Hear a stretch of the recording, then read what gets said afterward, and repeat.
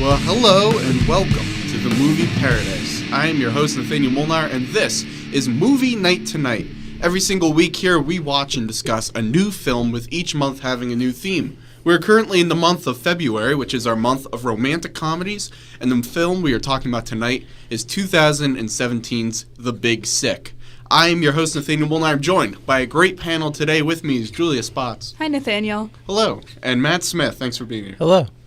So let's start off this discussion, and it is a spoiler discussion, because we are talking about the movie as if you watched it with us yesterday. She dies at the end. Yeah, she's dead. She's gone. Well, I'm glad In the All ground, right. 6 feet under, baby. So then who co-wrote the She never film? woke up. Nobody. Nobody. Or the ghost. The ghost of Nora. Emily's ghost wrote the screenplay with Kamal. So, anyways, let's start off the spoiler discussion by going around and saying what our first impressions of the film are and roughly how many times we've seen it, starting with Julia. This was my first time seeing it, and I have a hard exterior. I don't seem like I would like rom-coms at all. I am not a sweet, sappy person, but I have a little bit of a love You're for not them. all gooey in the middle? I'm not gooey in the middle. No, I'm quite hardened at the core. But rom-coms, they just get at me. They get under my skin. And this is a good one. I like this one. I don't know his name. The guy from Portlandia. Kamal Nanjiani? Yeah, he's my He's guy. great. Love He's him. Great. I like So him a lot. it's a good movie. It is a good movie. But yes, this was my first time seeing it, and I enjoyed it. I saw trailers for it, which is surprising because I haven't seen a movie trailer in at least 3 months now. Really? Wow. That is very different from my world. I watch Well, movie trailers. I'm not Nathaniel Molnár of the movie Yeah, you don't Paradise. got a movie blog to Yeah, I or don't have YouTube to update channel to run. The Movie Paradise Yeah. on you could go check it out. on You know, YouTube. their live streams are real cool now. YouTube. Matt, are you all gooey in the middle? Yes. All right, tell me your thoughts on Big Sick. No, Undercooked. On Don't a eat it, scale you'll of get 1 to 10, salmonella. how gooey you are. How does that I just like mold, whatever. You're full of mold. That's why you're gooey. Gooey and mold are the two words I think of when I think I'm of Matt Smith. I'm full of mold. He's full of goo. There we Yes. go. What was I gonna say? So we watched this last year. Yes. You showed it to us last year. I did. And this would be my second time seeing it. 1 + 1 = 2. I really like it. It's really funny, and I like that it's a movie about comedians, and they have actual comedians. Yeah. And Yeah. that it's just they're all so genuine. Like, I love Bo Burnham, and his character is just he's just being himself. Yeah. And I feel like that's just like one of the best things they could have done was just have a bunch of comedians be in the movie. So it was genuinely funny. Yeah. And I love that. And plus it was a very nice story. Yeah, So- it was. So I've seen The Big Sick. I think this is probably 3rd or 4th time around there. I was thinking 4. I don't know why. I think I saw it a 4th time. Maybe 3.5 by chance. Maybe. You watched it halfway Maybe. through and you were like, Oh, I never watch a movie halfway through. Of course, I Nathaniel, watch it of all the way course. through. What if you get tired? Doesn't matter. Take an entire bottle The of movie's more stimulants. important Do you than my sleep. do you think Nathaniel sleeps? No. Actually, He just you're watches- right. just He's watches not- movies. I He's just not watch movies. human, so My first impressions of The Big Sick are that I really like this movie. As I said, I think it's 4 times. I think it actually is 4 times. On the record 4 times. on the record. I think this movie is really, really, really good. I think, first of all, the comedy works. It's a really funny movie. And if the comedy doesn't work, then I don't think any of us are going to care about any of the rest of the movie. This is a movie about execution. The comedy is executed well. The chemistry and the dynamic between Kamal and Emily, played by Zoe Kazan in this film, and their chemistry is fantastic in this movie. Mm-hmm. You completely buy into them being a couple and everything in the very beginning. And if you don't set that up in the very beginning and that doesn't feel real and that doesn't feel genuine, then the rest of the movie doesn't work because you don't have any vested interest in this relationship. You need to buy into the relationship so that as the events of the film play out, you actually want it to work out. Otherwise, then it's just a movie about a guy who can't let go of this girl who hates him and stalks her at the hospital every day. That's that Netflix show. Yes. But because you buy into their relationship in the beginning, and they have such great chemistry, and they have such great back and forth, because of all of that, the movie works. So this is a movie definitely about execution, I would say. I agree. I was just thinking, going into my little monkey brain, I was thinking about what if they just made a movie where someone falls in love with their Uber driver instead? And, like, the Uber driver doesn't love them back, but they just, like, keep calling that Uber. Never lets him sit in the front seat? Never, ever. Just for better shots. As Connor better and I, cinematography. as we were all talking about, she should have sat in the front seat, and Nathaniel was the only one that defended it. Yeah, because the shot looked better. It's a more interesting shot. Sense. I'm working at CinemaSins. It's a more interesting shot. Now, we live in an age where cinematographers and editors aren't respected as being equals. Yeah, you had to bring it up. It had to come up eventually. Matt Smith is going to boil over. No, I mean, I'm with him all the way. Yeah. Can we just change the podcast to be all just ranting about this? All right, forget about the big sick. Let's talk about the Oscars. Nah, I'm kidding. I wouldn't do time. that. I wouldn't do that. That's next week. No, that is next week. The Oscars is next week. I'm very much looking forward to the Oscars. Bringing it back to the big sick now. That's what we're here for. As the host, I have to keep this show going. If we keep talking about this, we're going to make Nathaniel the big sick. So... You guys shouldn't have laughed at that. That wasn't funny. We get a soundboard like a... The thing about this movie... We'll get there eventually. Yes. So I find it interesting that...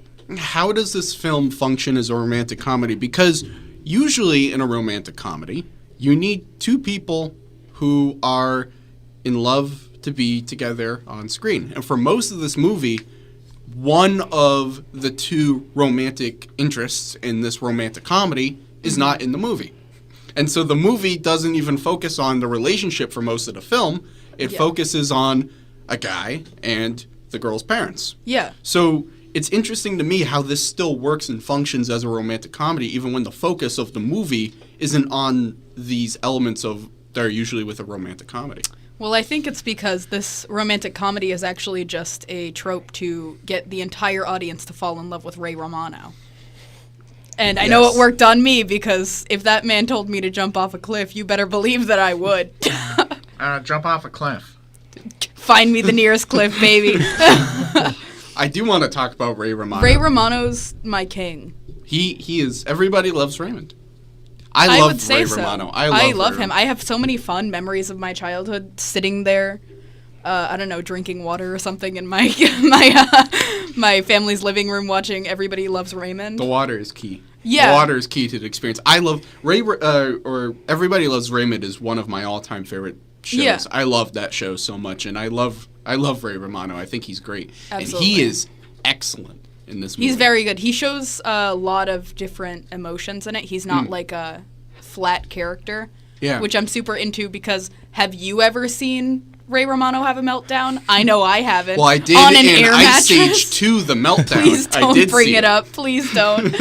But I think what's great about, and I want to do a quick side note about Ray Romano before getting back to the main point. I think the great thing about Ray Romano in this movie is that it would have been very easy just to bring him in as, oh, he's just going to be the dad, he's going to have a couple of laughs, and then that's about it. That's why we're getting Ray Romano, to lighten the tone and get some comedy going. And while he does serve that purpose, there's more to him. We learn more about his character. We learn how his character, he cheated on his wife, and then that has caused such discord in their relationship, and it's made him kind of broken because, like he says in the movie, you don't know how much you truly love someone until you cheat on them.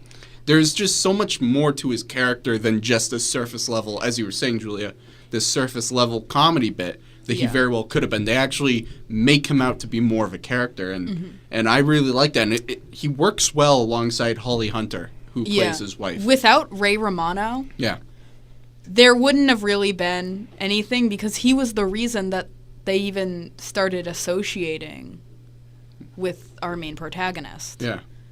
Because he was the one who, like, extended a little olive branch. Yeah. The mother was ready to just, throw him in the trash, if you will. Yeah. Ray Romano really built up this relationship that you were kind of focusing and rooting for the entire movie. With the smartest and greatest icebreaker possible. So, 9/11. So 9/11. 9/11. I mean, the How do only you feel? the We only- lost 13 of our best guys. 19. 19 was the line. And, Sorry, I'm not a 9/11 connoisseur. Well, actually, I only know that because I was doing some research into this movie, and in the screenplay, it was originally 13, but Ray Romano's brother was actually in the NYPD, and he knew that the number was actually 19, so they had to change it from the film from 13 to 19. Okay, so I'm a real fan because I knew what the screenplay said instead of what Ray Romano said. I'm the true okay, fan because I know okay. both the facts and Whatever, Nathanael, fake fan, Molnár. confirmed. But I do want to, before we get off and talking about Ray Romano and Holly Hunter, Matt, I'm curious if you have any thoughts about how the film works as a romantic comedy, being the fact that, you know, Emily's not even in she's this movie. not really in the movie. Yeah. No, I think it really works because you're not left without a relationship to care about. They really do make it that you care about her parents' relationship, but you also care about their relationship with, I forget his name again. I don't think any. Kamal? Kamal. Yeah. Kamal. It's Kamal just Nanjiani. Kamal. I just can't remember it. But like This is why we have the discussion guide that has all the characters' names. What and are you the talking- actors' what are you names and talking the about, director Nathaniel? and the release No, date and the Nathaniel, writers and you everything, have the discussion guide. which I posted in the group chat. this is getting too meta. So no, but I really like how it's he can't even worry about getting Emily to forgive him because first he needs to get the parents to forgive him, especially the mom. So that we're not left just like, oh, the relationship's not a thing right now. Let's go a majority, like 2/3 of the movie, without caring about their relationship. So we focus on him and the parents, and the parents start to accept him. Yeah. And then when Emily comes back, she's like, "Why are you so buddy with him?" And he's like, "He's been here the whole time." I feel like that's kind of a push. That's pushing them back together a little bit. It's like she just wakes up and her parents they love him because they've built a really strong relationship while she's been asleep. That moment in the hospital when I think Emily just said for Kamal to leave, and he was in the hallway, and Beth, yes, her name is Beth, Holly Hunter's character. How'd you know that? Sees him because of the discussion guide. Because Nathaniel's gonna tweak. she's in the room and she sees Kamal looking in the window, and then she goes out and they have like a quick chat. And then there's this look that Beth gives him when she's standing in the doorway about to go back in, and it's just this giant glowing smile on her face. And especially considering the journey that she goes through from first absolutely cannot stand him, wants nothing to do with him, to just absolutely beaming when looking at him. I thought it was such a perfect look. It was such a perfect moment in her performance. And I think it very much communicated this. But I think another reason why this part of the movie fits into the romantic comedy identity of the film is that how many times in romantic comedies, or even just movies in general, do we see a disconnect between a person who is entering or falls in love with someone and doesn't get along with their parents? We've seen that so many times. So even if the movie isn't focusing on a relationship, necessarily a romantic relationship between the two characters in this romantic comedy, it is focusing on this trope we've seen before of Kamal not getting along with his, you can't really call Emily his girlfriend because they're not his romantic interest. His romantic interests parents. Too many layers there. So I think it keeps that going with exploring that. And I think that's really where I love the movie when it's focusing on him and Emily. I think that part is great. Where I think it really finds its stride is when we are introduced to Ray Romano and Holly Hunter. And as we were talking about, they are fantastic in this movie. They are absolutely fantastic in this movie. And I think they really help elevate the film. I'm only wondering one thing, and I've been thinking about it since last night, is how did Kamal sleep in the hospital? Because once I went and I stayed in a hospital with my father when he was getting his toe cut off, of course, and I've told this story many times. Only true fans remember. Yeah. True Julia fans know when my dad got his toe cut off. And so I slept on, like, a lobby couch because I was up for like 22 and a half hours on an hour of sleep. And so it was cold, dude. Hospitals are cold. He couldn't have just sat there in a chair like sleeping peacefully. No. If he was sleep deprived enough, he could have. Dude. And I this tried to movie is sleep based on on a true story. I tried so to you sleep can't on a argue with anything. linoleum floor and I Well, he couldn't. slept in a chair, upright. I ended up sleeping in a lobby on my back on a couch. So Kamal is either too strong for any mortal man, or this is fake. We've only seen him at 1% of his power. Yes. He's the Shaggy meme. Well, speaking of the truth of this story, I do want to say, so the film is semi-autobiographical. That is a hard thing. Biographical? Semi-autobiographical. Yes, that's it. So it is based on Kamal Nanjiani's real story of how he met his wife, Emily V. Gordon, renamed in this film Emily Gardner. So it is the story about how they met, but it doesn't. Everything that happens in this movie isn't exactly true. They specified a lot in interviews and everything, saying that that Terry and Beth in the movie Ray Romano, Holly Hunter, they are not really at all based upon Emily's real parents. They don't, and there was never an affair or anything like that. So a lot of details in this film are made up to fit the narrative and fit the story. It's not exactly 100% true, but all the major beats of it in this basic story, this really great story just about how two people overcoming pressures and their own kind of issues going on in their life to be able to fall in love like this. So the story is semi-true, which I think is worth pointing out. I like the ending where he shows pictures of like him and the real Emily. Yeah. I don't like that they didn't make the Emily in the movie as goth as the real Emily was, because we need more goth representation. You mean High School Emily? Yeah, High School Emily. But like the pictures of them at their wedding, she had black hair with a blonde stripe. That's like corporate goth. Oh. Corporate goth. Trust me, I've lived corporate goth. It's not easy. I don't know much about goth, so I'll let you. I'm not even goth, but I look like I'm goth. So that's about as close as I'm getting.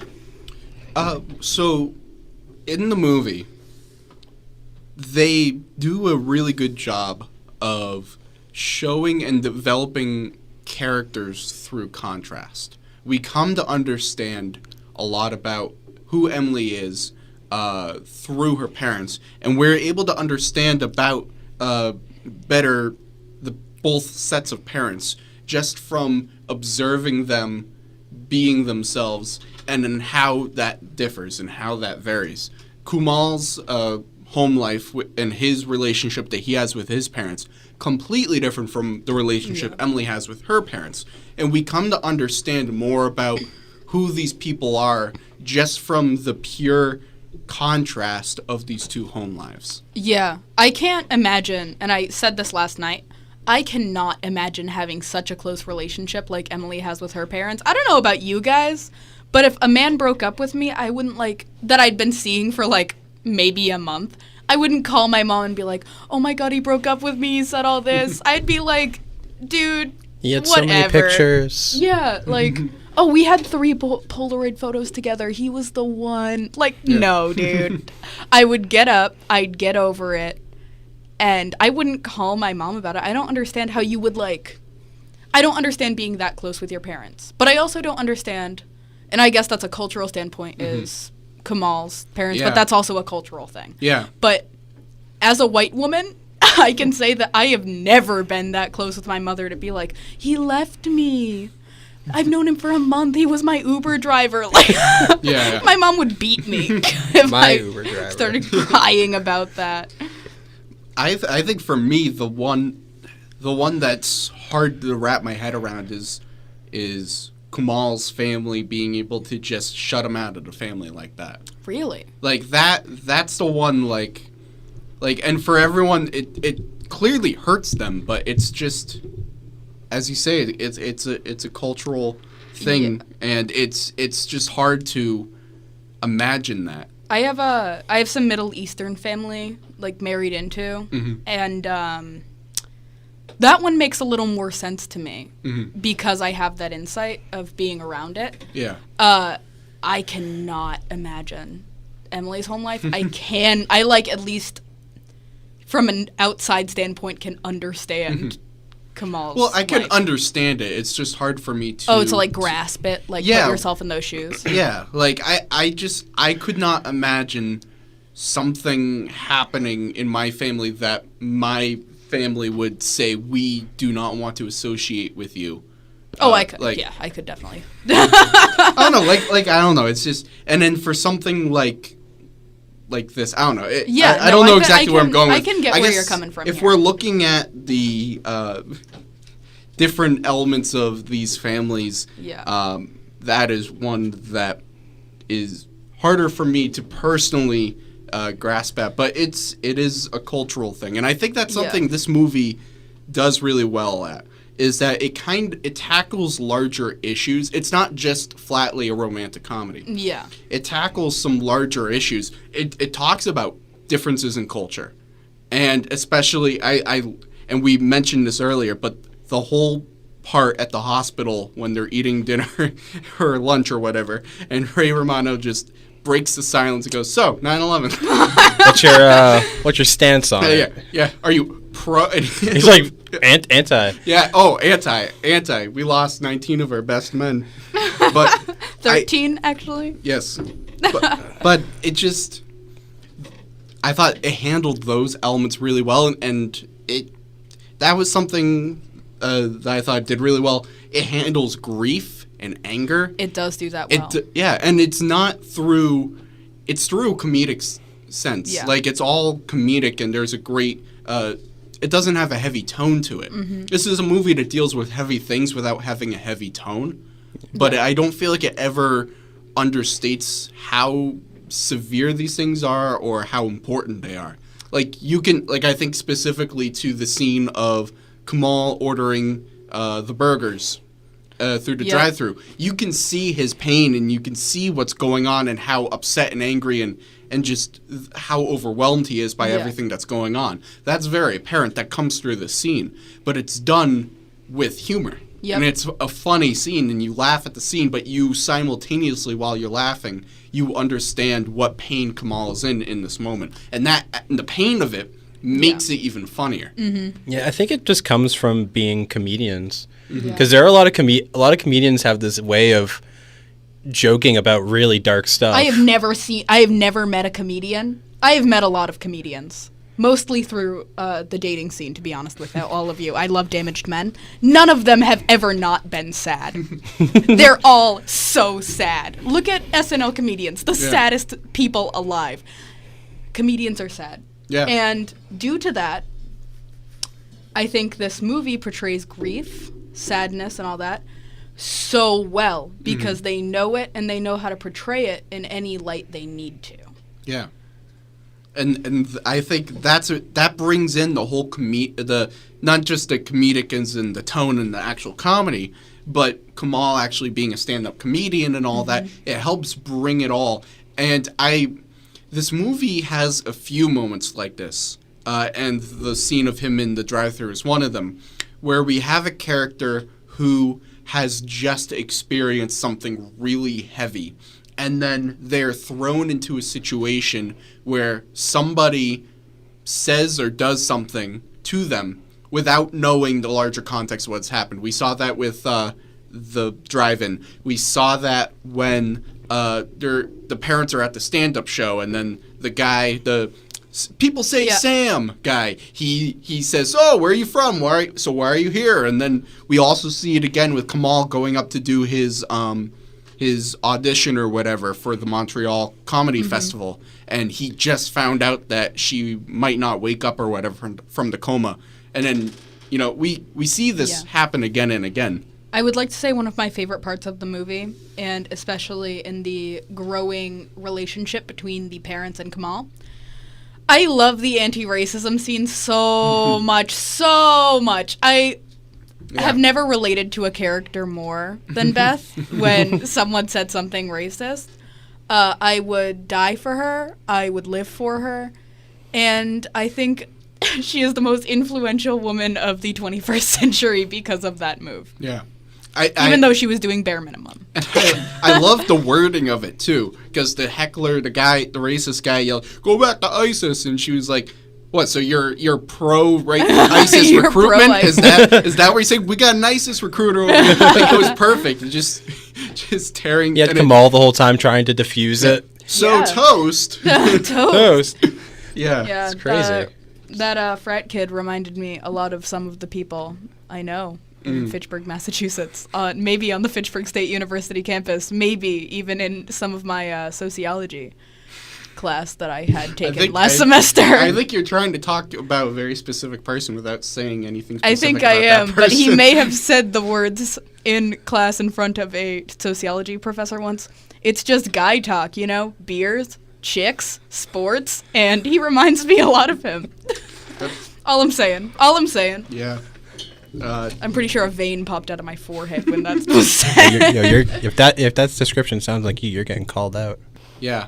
But I think these scenes of comedy, I think it does tie into that larger thing that we're talking about, where comedians come from a very dark place. To be able to open yourself up in such an honest way while you're doing comedy on stage and talk about things that are painful and hurt, but find joy and, I guess, not joy in of itself, but joy through comedy. Yes. That takes a lot to be able to sift through the terrible and inject comedy into that. And comedians have to do that with their sets and everything, but we see that happen in this movie.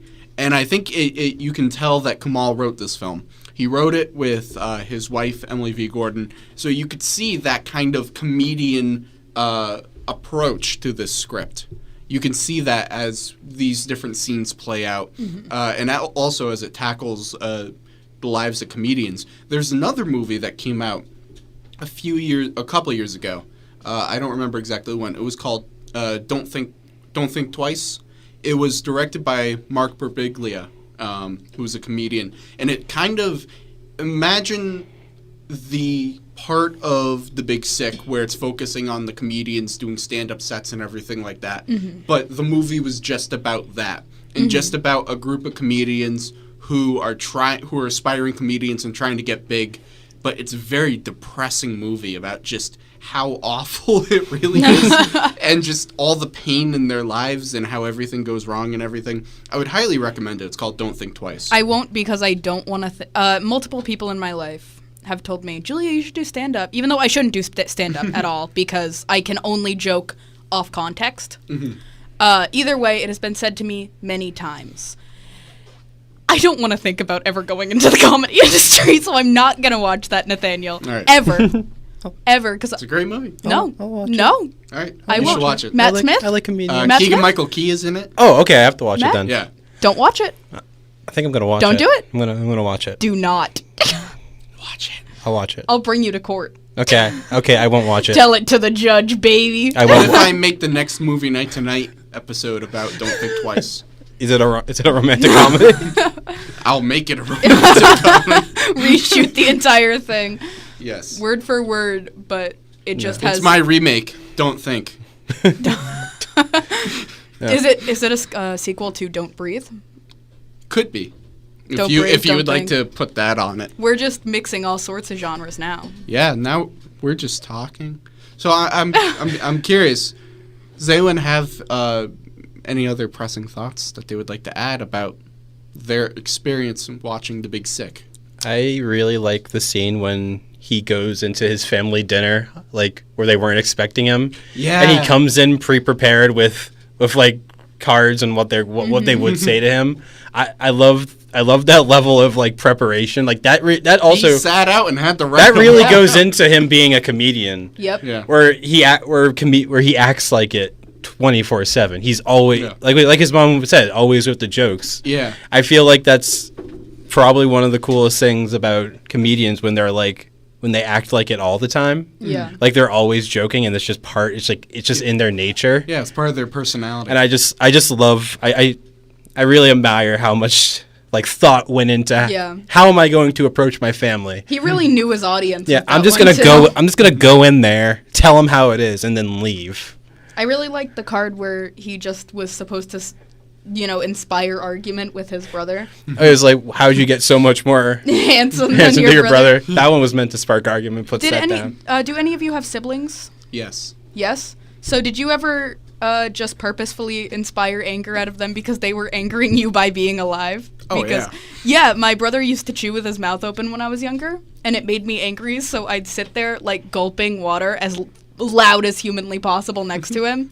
And so it'd be like my parents quietly eating dinner and him chewing his food loud and me gulping water.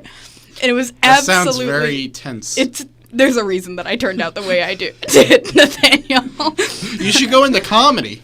This should Yeah, all you're right, I inspire your should. stand-up Yeah, anyone tell comedy. you should do stand up? I'll end up like Doug Kenny, dead Yeah. off a cliff. Or you could end up like Kamal Nanjiani and then write a movie and star in it and have it be about your life. No, I'm sorry, I'm not an Uber driver. Oh, be one. Become an Don't tell Uber me what to driver. do. The only man who can Become. tell me what to do is Is Ray Ray Romano. Just gonna Bring say, it full circle. Ray Romano. That guy is great. I mean, everybody loves him. Yeah. And this That's movie- why he's great. A cool thing about this is that this kind of brought like a comeback for Ray Romano because he got a whole bunch of like jobs after this movie. Yeah, came out. I hadn't seen him in He's- anything in a long time. He just put out a stand-up special, his first stand-up special in like 25 years or something like that. I watched it. speaking It my was pretty good. Did it make you laugh out loud? It did. Did it make you LOL? It did. Did it make you LMAO? Yes. ROFL? LMFAO? All of them? I thought it was funny. I mean, I don't know to what degree. What is this millennial language you're using? This is definitely not millennial. This is probably early 2000s text. But ROFL, I mean, that would be rolling on the floor laughing at Ray Romano. Did you roll on the floor? No, my rooms are kind of small. We don't really Yeah, have to I don't. for There's that. not a lot of rolling Yeah. room in Rock my back on the quarters. chair a little bit. I mean, that's as far as you can I had to go. make. Well, I can't have spontaneous rolling. I had to clear some space. Yeah, you threw your bed out so you could roll on the floor laughing Yes. at Ray Romano's jokes. Yes, specifically, I had to prepare for watching the stand-up. He also has a role in the new Martin Scorsese film, The Irishman, which is going to be on Netflix in October. So as we bring this discussion to a close, let's go around and say what our final thoughts on The Big Sick are, starting with Julia. Oh, I was thinking you were gonna switch it up on me and call Matt Smith, but nonetheless, I That's saw me. this movie for the first time and I liked it, and I didn't know if I was gonna like it because I usually only like 80s rom-coms, but maybe I've just been being a closed-minded, mean woman, and I'm not trying to be that. I enjoy this movie, and it had Ray Romano in it. Why would I say no to anything? But here's a proposition, and you can shoot it down if you want. I'm just spitballing here. Okay. Joe Pesci instead of Ray Romano. Or Joe Pesci as Beth. Ooh. I'll, Ray Romano and Joe Pesci as the Dude, it's gay a- parents. Dude, it's a modern movie. You could even throw Joe Pesci in See- with a blonde wig if you want. see, I was going to suggest that Joe Pesci play Emily. Now, no, Billy Crystal as Emily, Joe Pesci as Beth, Ray Yes. Romano as Ray Romano. Yes. And just some dude off the street as Kamal. I want Joe Pesci to remake every single movie we talk about on Movie Night Tonight and play every single role. Yeah, I agree. With different, like, bad wigs that you get Yes. at Party City, and it just, like, he'll wear, like, a button-down shirt, and depending on what character he's wearing, he'll unbutton a certain button. Matt Smith. Yeah, final what's thoughts. I really like this movie. I like watching it a second time. Of course, like when you watch second time, you pick up on things. I didn't pick up on the water thing, where he was like their water, but then like the New York water. And I'm like, oh, that's why she's in New York. Yeah. because they were going home and she lived there. I did not pick that up in the first movie. I thought she was just there, to be totally honest. But Oh, then I thought she followed him home. Or, like, went there because he was like, oh, no, I'm going to they New live. York. They were going home and they live in New York. It's also kind of weird that she kind of left that up to be mysterious. Like when he said he was moving to New York, she didn't immediately say, "Oh, I'm going there too." Yeah. She decided to wait and get the cool thing at the end where they reenacted, their first Well, conversation. I It was don't know cute. if she knew then that she was going to be moving to New York. Didn't she? Well, because She's- that was her place in Chicago, and then the parents lived in New York. Yeah, but Yeah, didn't their she- parents say that it was time for her to go? They're saying It was for them to go Also, home. what she? I thought she meant all of them. Well, she had the big sick. What'd she do about her exams? They were having exams. What did she end up doing? Did she fail out of grad school? We don't talk about that part. We don't talk about that part? It's a funny Whatever happened to her- comedy with love. Her We husband don't does talk end about up the being facts. wildly Whatever- successful, and she doesn't really need to be a therapist. But either way, I mean, I would rather her finish her exams. She spent a lot of money on this Now stuff. she is an Academy Award nominated writer. That's fine, but I still And she want. gets to Did she be, finish? And Did she finish her classes? category Or will gets be me on- presented off camera. Okay. So, Matt, you like the movie? I really liked it. I really like comedians. So I love seeing a movie where they all just get to be themselves Yeah. and really just You they really get- should watch Don't Think Twice. I won't because Julie will be mad at me. I'm taking him to court. but if she he does. doesn't. But she doesn't Do you live know in. who Mike Birbiglia I'll is? But she look doesn't. in the windows. She doesn't live in our townhouse. I'm so, watching in the yeah. windows. What will she know? I'm watching. I live on the second I have floor. cameras everywhere, Matt. I'm on the second floor. You think I don't have cameras there? Oh God, I have a window right outside. Anyway, Yeah, watch out. buddy. so yes, I really do like this movie. I think it's very real and very genuine. Yeah. And I really appreciate that. I completely agree, and I think that's one of the reasons why I like it as much as I do. I think the real life quality of it, adds to that realness and adds to that genuineness because it's written by the people who actually experienced this, and I think they wrote it 5 years after this whole thing happened, so it's still very fresh for them. It brings it that sense of authenticity, and I think that's helps what makes it so special. Yeah. The comedy all works. The performances are all great. This is a very, very well casted film. I think overall, like I said at the very beginning of this show, it's all about the execution across the board. Every element of this movie was executed great, and the result is a great film. I would like to know if Kamal has a relationship with his parents. Where- Oh wait, in the credits it shows the marriage. He parents does after have. marriage. Yeah, I was kind of interested in that. Yeah. I guess they figured get- that. I guess they figured that out. Yeah, and they did say in the movie they were like, if you just keep acting like you're in the family, they can't really say no. Yeah. Yeah. Especially because at the end, the father was like, Yeah, he still wanted. he was it like, there. "Look, your mother's telling me. I think it was like your mother is forbidding me to hug you right now." Yeah, That- but his that mother was still heartbreaking. made Yeah. his mother That still hurt made his me. favorite dish. Yeah, Yeah. she wouldn't look at him. She was like, Extra potatoes. Extra potatoes. she was trying to glance and look at him, but every time she'd be like, She would never. But that whole part with the dad and everything, that was hard to watch. He says, he's like, I'm forbidden from hugging you. And then what did he say right after? He says, it was nice having you as my son. When he said that line, I was just like, yeah. oh, that hurt. That hurt. But It's weird to imagine that, or it's hard to imagine a little bit that the mom was 100% serious when she said that. And Yeah. she kept with it. And, she was not messing around when she said that. yeah. Well, anyways, I think that is going to bring our discussion of 2017's The Big Sick to a close. So thank you for listening to our discussion of The Big Sick. Once again, I'm your host, Nathanael Molnár. I'd like to thank my panel for being here with me. Julie Spots, thanks for being here. Thank you, Nathaniel. Thank you for letting me talk about our phases together and Fortnite. Yes. You're welcome. All of which the people listening to this later are having no idea what you were talking about when you said that, because that's all going to It's be all getting cut. Well, guys, play Fortnite. Don't. Matt Smith, thanks for being here. I'm sorry for what I did to your show, but it's always a pleasure to be here. And I don't forgive you, but that's forgive okay. me for what I must yabba dabba do. Forgive me, Father, for I am about to sin. By saying that the next film we will be discussing and watching and talking about next week is a very good movie that I really like, starring Ryan Gosling, Emma Stone, and Steve Carell is in there. It's La La Land. Crazy, Oh. stupid love. It's a great movie. Wow! Do you know at all what the movie? No, I only know Eat, Pray, Love. Yes, I guess it's part of that whole cinematic universe. Yeah. But Crazy Stupid Love is a very good movie we're going to be talking about next week as we continue our month of romantic comedies. So you could check that out on Saturday, because every episode of Movie Night Tonight drops online on Saturdays. It's available on YouTube, on Spotify, and iTunes. Every previous episode from all of our seasons are up online there, so you can check out previous episodes as well as upcoming episodes that drop on Saturday. So until we talk about Crazy Stupid Love, thank you for listening. Love is crazy and stupid.